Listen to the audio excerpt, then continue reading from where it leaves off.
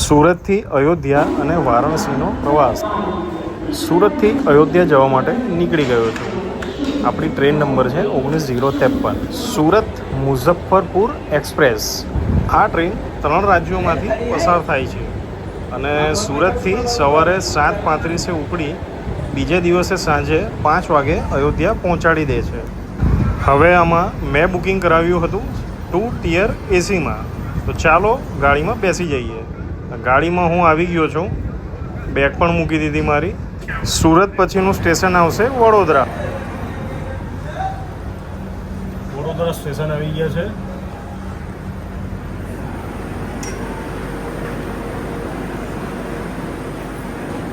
તો ચાલો હવે કરી લઈએ ખાખરાનો નાસ્તો. લગભગ બપોરે 2 વાગે રતલામ સ્ટેશન પર આવી ગયા આપણે અને ઓર્ડર કરી લીધું આપણું લંચ. લગભગ સાંજે 5:30 સ્ટેશન આવ્યું મક્ષી. હવે મક્ષીનું નામ મક્ષી છે એટલે આપણને લાગે માખી, પરંતુ એવું નથી. અહીંયા તો જોવા મળી ગાય. મજા આવી ને.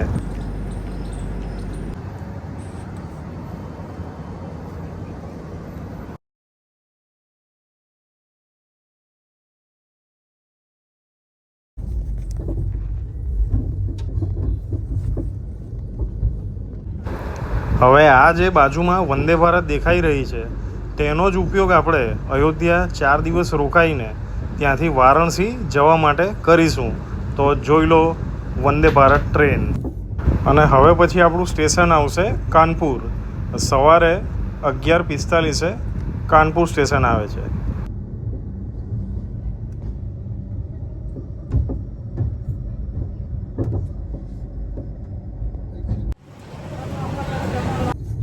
અને હવે આવી ગયું છે લખનઉ સ્ટેશન, જેને નવાબોના શહેર તરીકે પણ ઓળખાય છે. લગભગ બીજે દિવસે બપોરે 1:30 લખનઉ સ્ટેશન પર આપણે પહોંચી ગયા.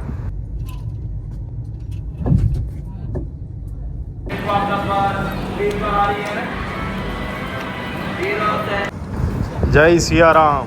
લગભગ 33 કલાકની મેરેથોન મુસાફરી પછી આપણે પહોંચી ગયા આપણા સ્થળે અયોધ્યા. જય જય સિયારામ.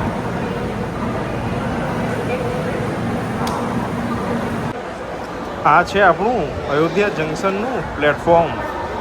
એ પણ કંઈ એરપોર્ટથી કમ નથી. એટલું વ્યવસ્થિત બનાવવામાં આવ્યું છે ને કે જોતાં આપણું મન ખુશ થઈ જાય.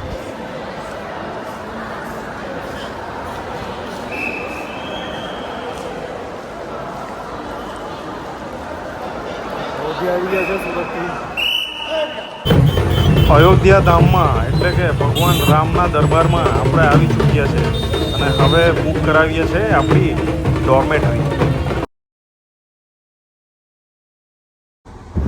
આ ડોર્મેટરીનું નામ છે Arundhati hospitality service private limited. 450 રૂપિયામાં પર પર્સન અહીંયા એક ડોર્મેટરી મળે છે અને ખૂબ જ સરસ છે. શુભ સવાર. કહેવાય છે કે અયોધ્યામાં જઈએ તો પહેલાં હનુમાનજીના આશીર્વાદ લેવા પડે, એમની આજ્ઞા લેવી પડે, ત્યારબાદ રામ મંદિરમાં જવાય છે. તો આપણે પણ વહેલી સવારે મંગળા આરતીમાં પહોંચી ગયા. જય સિયારામ. જય સિયારામ. કહેવાય છે કે જ્યારે ભગવાન રામ સાકેત ધામ ગયા હતા ત્યારે હનુમાનજીને અયોધ્યાના રાજા બનાવીને ગયા હતા. એટલે હનુમાનજી અહીંયા રાજા તરીકે પણ પૂજાય છે.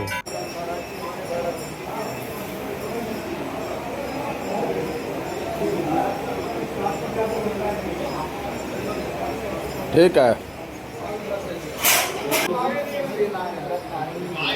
હનુમાનગઢીમાં સવારે મંગલા આરતીનો લાભ લીધા બાદ 108 હનુમાન ચાલીસાના પાઠ સંપૂર્ણ રીતે પતાવ્યા અને હનુમાનજીના આશીર્વાદ મેળવ્યા.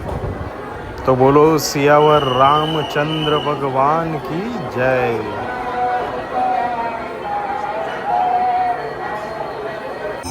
તે જ દિવસે સાંજે સરયુ નદીના કિનારે જઈને ત્યાં થતી આરતીનો લાભ લીધો.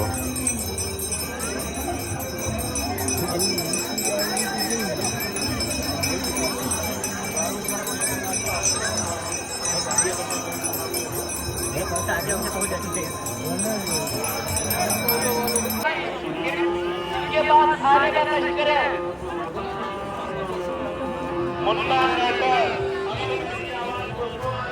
देखो मैं जाकर हुआ खाली पुलाव को पूछ नहीं रही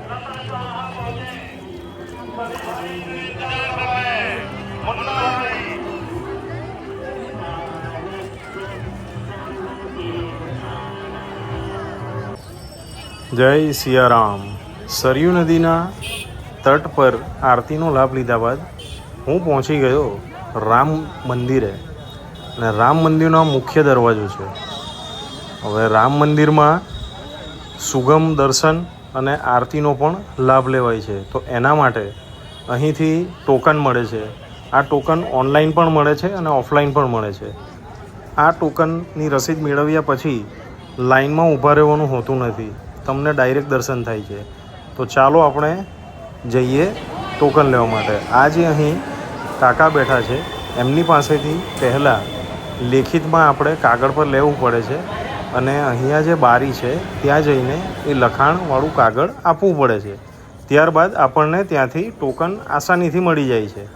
અને મારું માનો તો તમે 8:30 પછી રાત્રે જો દર્શન કરવા જાઓ તો લાઈન પણ નથી હોતી અને એકદમ દર્શન વ્યવસ્થિત થઈ જાય છે. તો ચાલો આપણે જઈએ રામ મંદિરમાં. રામ મંદિરમાં જતાં પહેલાં અહીંયા 15થી પણ વધુ ચપ્પલના સ્ટેશન છે. સાથે મોબાઈલ અને આપણો સામાન પણ મૂકી શકાય છે. એ નિઃશુલ્ક સેવા છે. ચપ્પલ અને મોબાઈલ તથા આપણો સામાન મૂક્યા બાદ આ જે લાલ કલરનું બોર્ડ છે ત્યાંથી આપણે મંદિર તરફ જવાનું છે. અને અહીં આગળ મોબાઈલ અને કોઈ પણ વસ્તુ જેમ કે આપણો સામાન અંદર લઈ જવામાં આવતો નથી. બોલો જય જય સિયારામ. અહીં હું 4 દિવસ રોકાયો હતો અને હનુમાનગઢી તેમજ રામ ભગવાનના 5 થી 6 વાર દર્શન કર્યા. શુભ સવાર. બીજે દિવસે હું ગયો કનક ભવન. લૌકિક માન્યતા અનુસાર કનક ભવન જ સીતારામજીનું નિવાસસ્થાન હતું. હા, અને બીજું કે ત્રેતા યુગમાં કનક ભવનથી વધુ સુંદર બીજું અન્ય કોઈ ભવન ન હતું અને કનક ભવન ખૂબ જ ભવ્ય હતું. તે વખતે એવું માનવામાં આવે છે કે આ સંપૂર્ણ સુવર્ણથી બનાવાયેલ હતું. તો ચાલો જઈએ કનક ભવનની અંદર.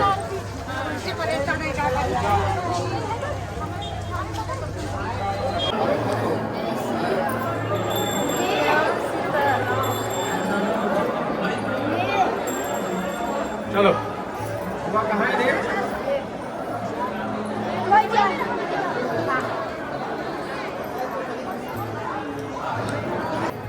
કનક ભવનમાં રામજીના દર્શન કર્યા પછી આપણે અન્ય બીજા પણ ઘણા બધા સ્થળ છે અયોધ્યામાં, તેની મુલાકાત લીધી. અને ત્યારબાદ બીજા દિવસે વારાણસી જવા માટે નીકળી ગયા. Good bye. વારાણસીમાં બધાનું સ્વાગત છે. પહોંચી ગયો વારાણસી. અને વારાણસી પહોંચીને પહેલાં તો ડોર્મેટરી બુક કરવાની છે. હવે આજે વાત કરી રહ્યો છું ડોર્મેટરીની, તે કાશી ટેમ્પલ કોરિડોરમાં જ છે. લગભગ 950 રૂપિયા જેટલો પર પર્સન રેટ છે અને રૂમ પણ ખૂબ સરસ છે. અને આ ડોર્મેટરી મંદિરના પાછળના ભાગમાં જ આવ્યું છે. એનું નામ છે ભીમાશંકર અતિથિ ગૃહ. કાશીમાં એમ તો ફેમસ છે ભૈરવ દાદા મંદિર, અન્નપૂર્ણા મંદિર તેમજ ઘણા બધા મંદિરો છે. પણ પહેલાં એવું કહેવાય છે કે ભૈરવ દાદાની આજ્ઞા લેવી પડે છે કાશી વિશ્વનાથ મંદિર જતાં પહેલાં. તો આપણે પણ પહેલાં ભૈરવ દાદાના મંદિરે ગયા હતા, ત્યારબાદ કાશી વિશ્વનાથ મંદિર અને અન્નપૂર્ણા માતા મંદિર. તો જોઈ લો આ કાશી વિશ્વનાથ દાદાનું મંદિર. અંદર તરફ તો કેમેરો લઈ જવામાં આવતો નથી. આ છે શ્રી કાશી વિશ્વનાથ ટેમ્પલ ટ્રસ્ટનું હેલ્પ સેન્ટર. અહીંયા દર્શન માટે તેમજ આરતી માટેના પાસ મળે છે. બસ તો હવે જઈએ નાસ્તો કરવા માટે. તો જઈએ અહીંની ફેમસ દુકાન એટલે કે કાશી ચાટ સેન્ટર, કાશી ચાટ ભંડાર. અહીંની ટોમેટો ચાટ ખૂબ જ વખણાય છે, તો આપણે અહીં ખાશું. હા, અને બીજું કે આ કાશી ચાટ ભંડાર અનંત અંબાણીના લગ્નમાં પણ આમણે ભોજન પીરસ્યું છે. ત્યાં એમની ચાટ ખવડાવી છે. અત્યંત લોકપ્રિય ચાટ છે આ.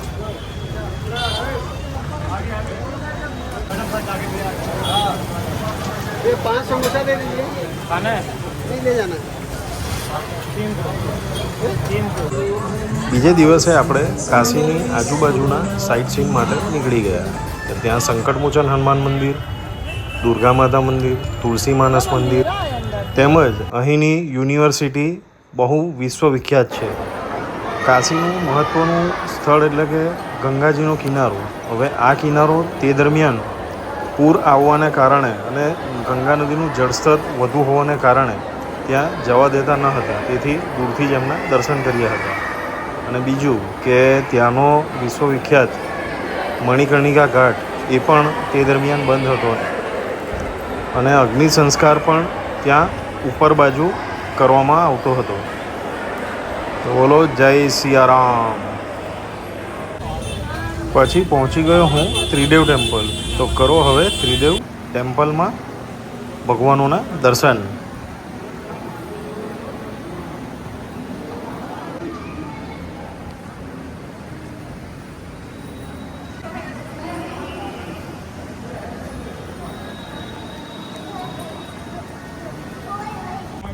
બસ અહીંયા આપણી જર્ની પૂરી થાય છે અને જઈએ હવે ઘરે. વારાણસીથી મારી ટ્રેન છે મહામાના એક્સપ્રેસ, જે વારાણસીથી નીકળી ઉધના આપણને 24 કલાકમાં મૂકી દે છે. તો અહીંયા આપણી જર્ની પૂરી થાય છે. Good bye.